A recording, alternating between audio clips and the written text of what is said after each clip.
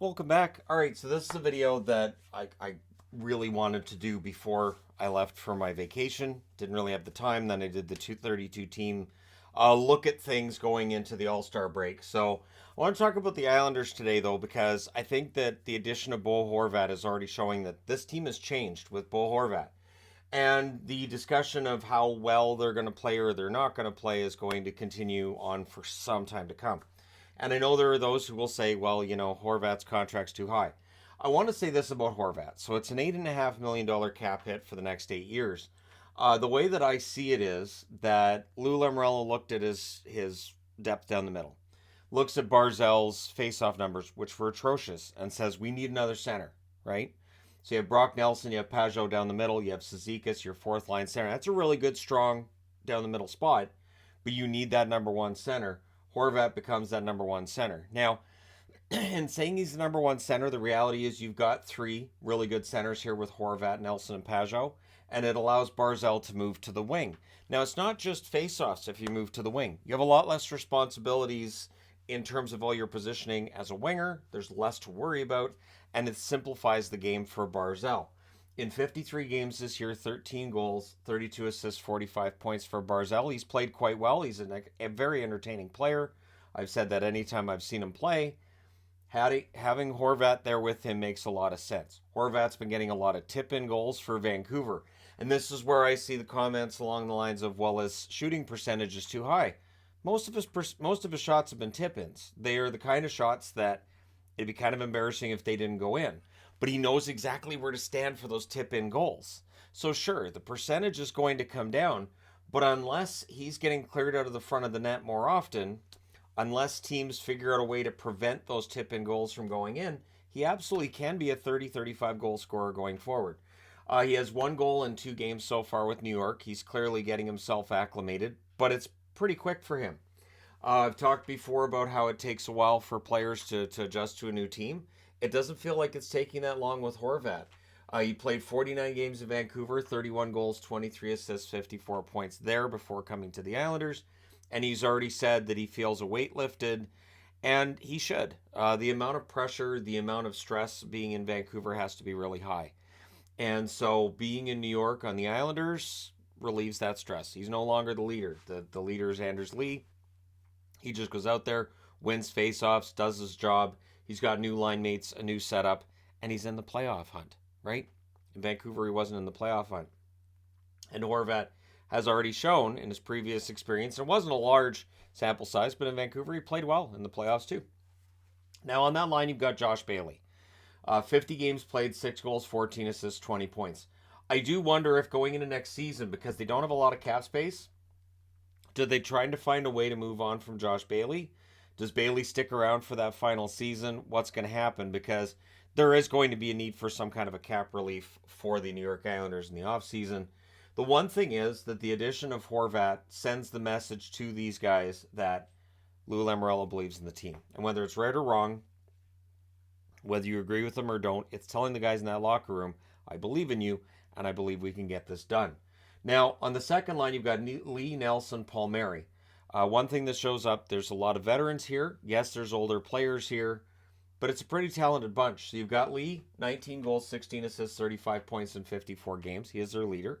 He is signed through 2026. Brock Nelson, 19 goals, 29 assists, 48 points in 54 games.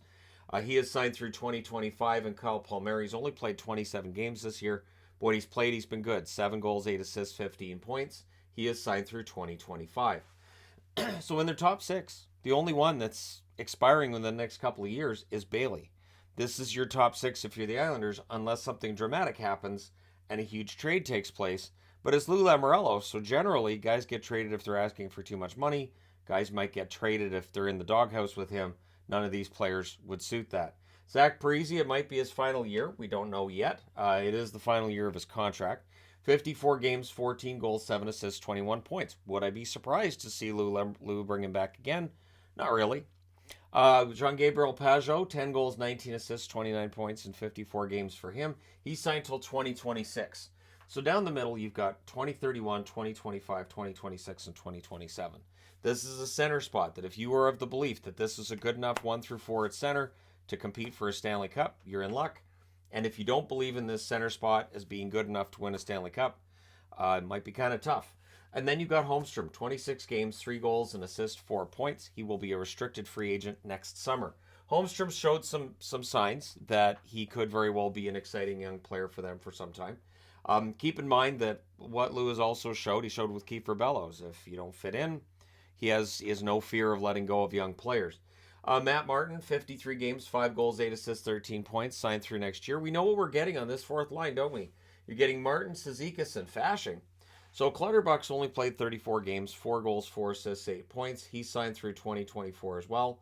Cizikas is signed till 2027. He has 4 goals, 9 assists in 53 games.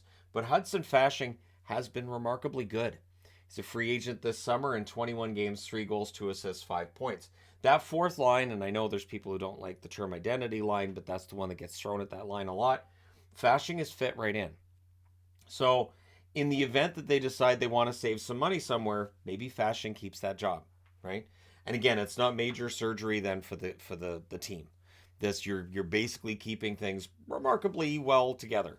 A lot of the teams that end up being successful are the ones that don't necessarily do that major surgery when things don't work out, that they make the minor moves and they figure out exactly who to move and who to keep.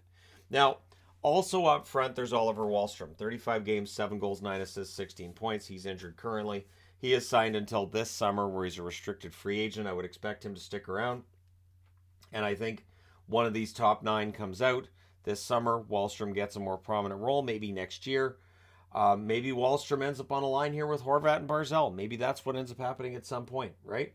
And then you got Romanov, who's currently injured. He's a blue liner, 53 games, 1 goal, 14 assists, 15 points. He's signed till 2025.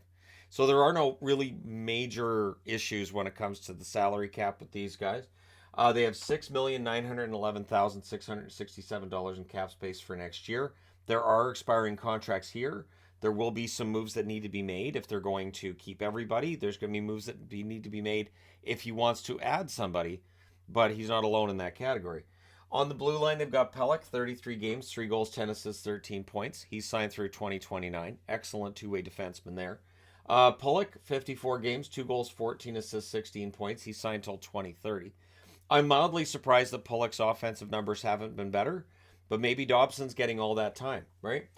So Bolduc, 5 games, 1 goal for him. He got his first NHL goal a couple games ago. He's a restricted free agent this summer. He's looked good in his call-up. Mayfield, 54 games, 5 goals, 8 assists, 13 points. He's a free agent this summer. Did they bring him back? Did they not? We shall see. And then there's Sebastian Aho. Just the 11 games played, 2 goals, 2 assists, 4 points. But he is impressed, and he is signed until 2024. So there's a good defense here again. Romanov's not even in this top 6. You got Dobson here, who gets a lot of special teams time, power play time. 50 games, 10 goals, 18 assists, 28 points. In 2025, he's a restricted free agent. So they have control over Dobson for a while yet to come. Their current cap space, $5,569,530. That's according to Cap Friendly. So we're seeing a team here that's added Horvat and could potentially go out at the deadline and add another. I would think probably a depth forward, a depth defenseman. Really all you need. The goaltending is solid. And one thing that's going to keep the Islanders from really and truly falling well off the pace is Ilya Sorokin. 17, 16, and 4 is his record. The record's not great. His save percentage, .926. He is signed until 2024. Sorokin, arguably the best goaltender in the league right now. I say arguably because I've said it, and therefore there will be others who disagree. That's how the argumentative side of it works. But Sorokin, I would think this year has a very good shot at getting the Vezina. Even if this team doesn't make the playoffs, it could be Sorokin's Vezina to lose. He gets another shutout last night. He makes it look easy. His positioning is really sound. He's very well done, very well coached. And this again proves that the Islanders, with the goaltending coaching that they have, it will keep them in the hunt for a playoff spot when otherwise they might not be there.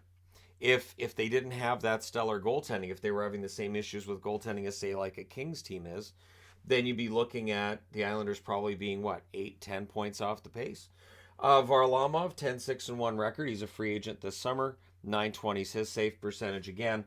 They don't have a ton of cap space this summer to be able to bring back Varlamov. You got Mayfield here, Parise here. It does get a bit dodgy. The one thing is the Islanders have proven that they can bring in reclamation projects in the net and turn them around. So it's possible they end up going a cheaper route on their goaltender going forward after this season, or maybe Varlamov comes back on a cheaper contract. This is a team that there have been times where players didn't necessarily want to go and play for the Islanders. I don't think that's a thing anymore. This is a team that is in the mix for that final playoff spot in the East. There's enough games left that even though they've played more games than the teams around them that they're fighting for those spots, they continue to play the way that they have over their last 4 games. If they can extrapolate that to a 15-game run where maybe they lose 2 in regulation, that kind of thing, they could very well be in the mix. And I think one thing that bodes well for the Islanders, and this is a staple of any Lou Lamoriello team, this is a 4-line team. The 4th line plays your traditional 4th line role. This top 9 can hurt you. This is a top 9 where if you shut down this first line, the second line could be the one that hurts you. It could be the third. They've had struggles with scoring in general this year as a team. And I think part of that is the systems that they employ. And I think the fact that they've added Horvat should free up some more goals for them as well. Their blue line is excellent. And it doesn't matter who's injured and who's not on that blue line and all of this other fun stuff. In the end, their blue line ends up being good enough. This means that they're developing their players correctly. At least that's been my interpretation of it. And it's not always about developing the 18 and 19-year-olds. It can be about getting a guy who's in his mid-20s and making him a better player. That's part of your development system as well. The goaltending, as I said, is top-notch. I don't know if I'd want to play the Islanders in the first round this year. I think they're capable of an upset. But let me know your thoughts in the comments section below, as always. Does this change of bringing in Horvat, and now they're on this 4-game winning streak, is that going to make that big difference? One thing, when you're looking at them, they're scoring 2.85 goals per game. They're allowing 2.63. Their power play is woeful at 15.8%. Horvat coming in, he's coming from a Canucks team that had a decent power play, and he was definitely a part of that. Could that turn that power play around? Does adding him not just help those faceoffs? Does it get that power play percentage up? Their penalty kill's been very good, 83.3%, which is a little different than where Horvat's coming from, but I think he can help that power play. Let me know your thoughts. Don't forget to hit like and subscribe if you're browsing your way through. You just happened upon this video. Thank you guys so much for watching, for all your support. I will talk to you again soon.